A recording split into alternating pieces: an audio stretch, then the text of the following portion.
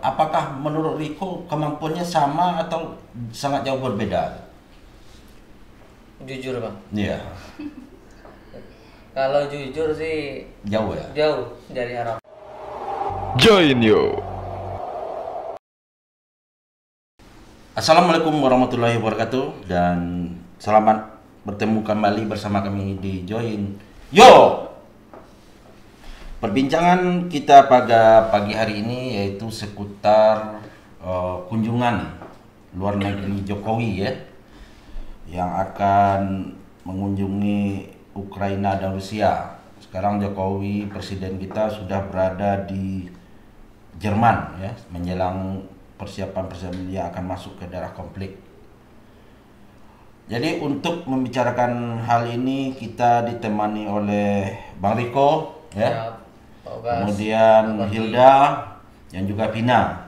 Ini orang-orang yang selalu mengamati ya perkembangan sosial media dan juga tanggapan-tanggapan masyarakat Indonesia tentang kegiatan-kegiatan presiden kita. Baiklah para pemirsa, sedikit kita uraikan bahwa kedatangan Jokowi ke Ukraina, Rusia yang menjadi daerah konflik saat ini yang pertama kali ya dilakukan oleh presiden kita selama dia menjabat, udah mau hampir 2 periode ya. Dan banyak tanggapan-tanggapan positif dan juga negatif yang kita lihat di media sosial, baik di Twitter ya, Facebook dan lainnya, Instagram. Banyak warga yang mendukung Jokowi untuk mendamaikan konflik ya saudara lah ya, perang saudara lah, karena mereka dulunya satu negara. Rusia dan Ukraina ini kan satu negara Uni Soviet sebelum pecah tahun 1990. Jadi banyak sekali tanggapan-tanggapan mendukung dan juga miring, karena kita lihat sejauh ini Jokowi sendiri belum pernah ikut atau berperan penuh ya, berperan dalam konflik-konflik negara lain. Nah, ini dia akan mengunjungi Ukraina, bertemu Presiden Zelensky dan juga bertemu Putin. Dan banyak juga tanggapan baik dari istana, Jokowi akan berusaha mendamaikan perang saudara ini. Mungkin kita dulu minta tanggapan dari Bang Riko. Banyak sekali ada yang menghujat, ada yang mendukung. Jadi bagaimana menurut Bang Riko track record Bapak Presiden kita ini dalam menyelesaikan konflik? Bismillahirrahmanirrahim. Terima kasih Pak Ogas, selamat pagi Jonyo. Terkait dengan kunjungan Pak Presiden Jokowi ke Ukraina sama Rusia dan juga sekaligus menghadiri G7 di Jerman ya. Jerman. Terkait langkah dan maksud Jokowi ke sana, boleh dikatakan lah kita apresiasi lah ya. Di tengah konflik antara Rusia dan Ukraina yang saat ini memanas dan sudah memasuki 1 bulan lebih penyerangan yang terjadi oleh Rusia ke Ukraina. Di satu sisi menurut saya apa yang dilakukan Jokowi ke kunjungan tersebut memang pertama mungkin ada risiko lah ya. Yeah. Karena di tengah konflik yang memanas Jokowi datang untuk berkunjung ke sana.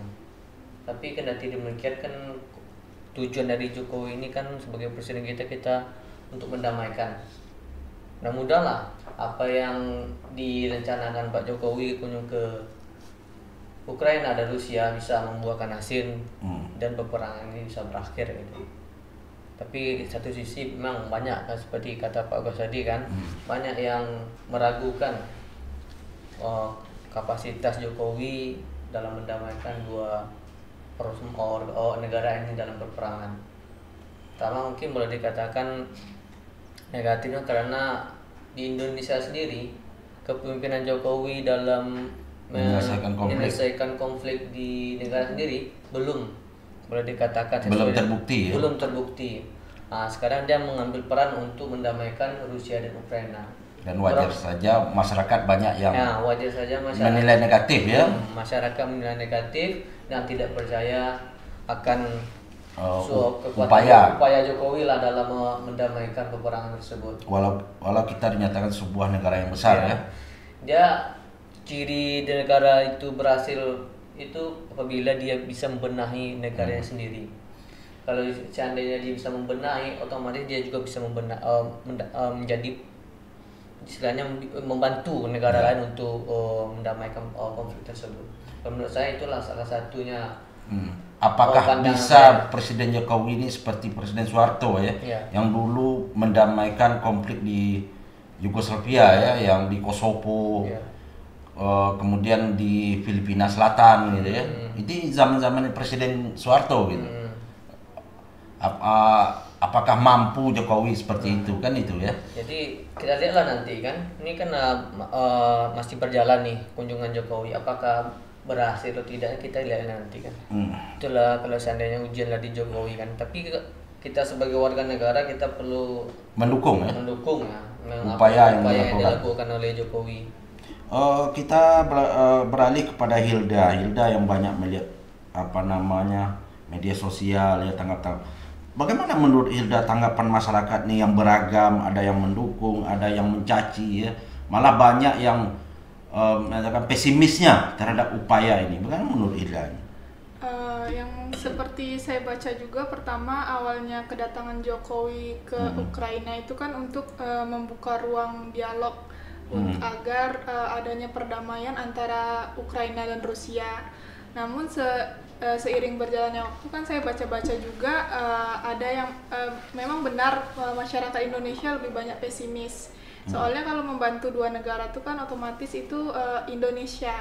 Jadi Indonesia kayak banyak dikatakan kurang mumpuni lah untuk membantu itu, karena Indonesia juga dari segi ekonomi, senjata juga mereka nggak terlalu baik gitu Pak. Ya, jadi mereka banyak kekurangan ya. Masih banyak kekurangan. Jadi mereka pesimis. Cuman mereka juga apresiasi seperti yang kata Bang Riko juga, kedatangan Jokowi kan membuka relasi antara Ukraina, Rusia atau negara-negara besar lainnya di luar negeri. Seperti itu. Apakah ini hanya sekedar untuk mencari muka atau gimana? Karena sebentar lagi Indonesia akan menjadi ketua G20 ya. Iya, G20. Apakah ini hanya sekedar apa atau sekedar show aja? Bagaimana menurut Ida kalau melihat banyak tangan-tangan tokoh nasional kita di media sosial gitu? Kalau saya lihat sih kedatangan Jokowi juga mengundang katanya Pak, mengundang Putin sama presiden dua negara tersebut untuk datang ke acara G20 yang akan diselenggarakan di Indonesia. Oh, jadi intinya di sana mereka cuma mengundang Jokowi ini mengundang dua pimpin negara berkonflik ini untuk datang ke G20 ya. Iya, untuk hadir. Cuman untuk mendamai ini masih menjadi tanda tanya ya. Karena melihat kemampuan negara kita, kemampuan apa ini masih sangat jauh ya. Iya, masih sangat jauh. Sedangkan konflik di dalam negeri aja masih banyak tidak ada terselesaikan ya. Contoh yang kecil, konflik tanah di Wadas, konflik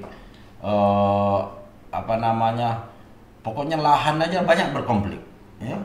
Dan juga pertikaian antar kelompok juga masih ada, tapi belum juga terselesaikan ya, belum ada. Menurut Vina yang juga banyak berkutat di media sosial ya, langkah-langkah Jokowi ini mampukah untuk mendamaikan atau bagaimana?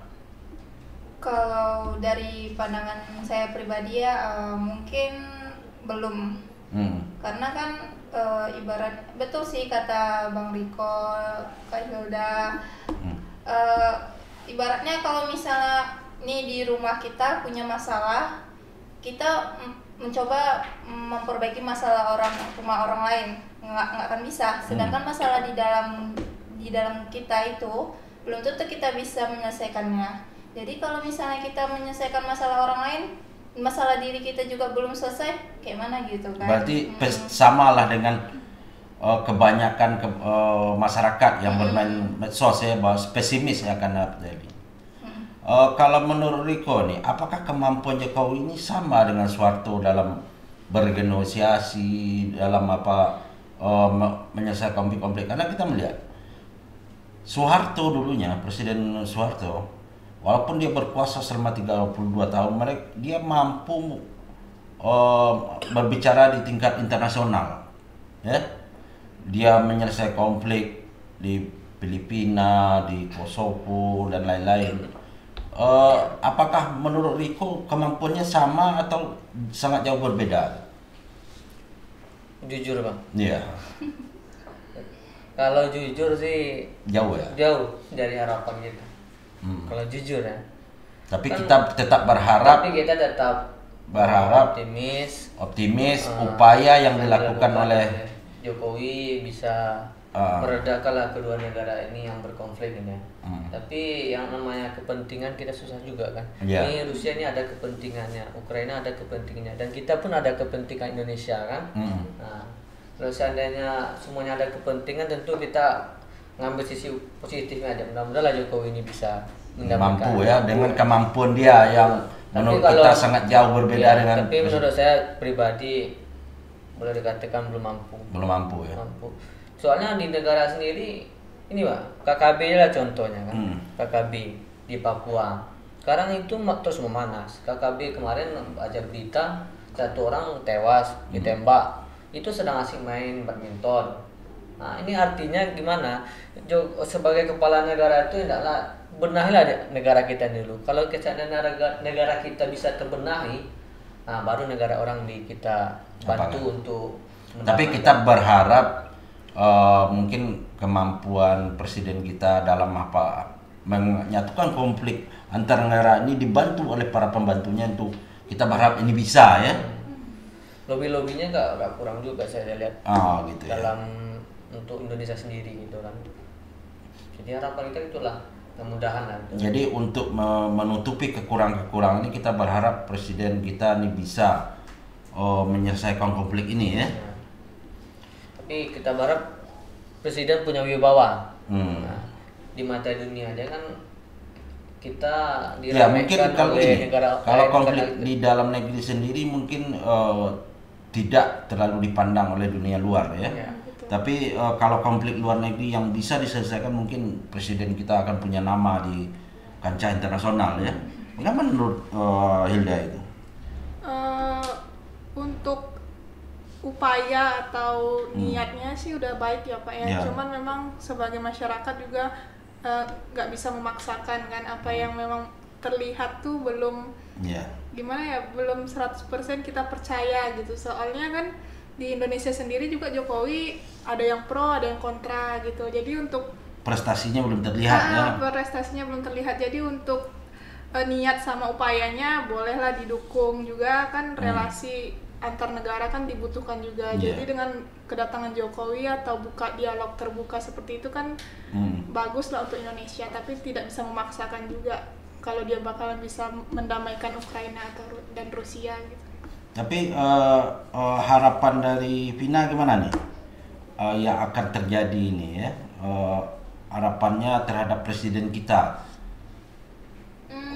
Saya rasa sama aja dengan kayak Iya. soalnya sudah mencakup juga kan.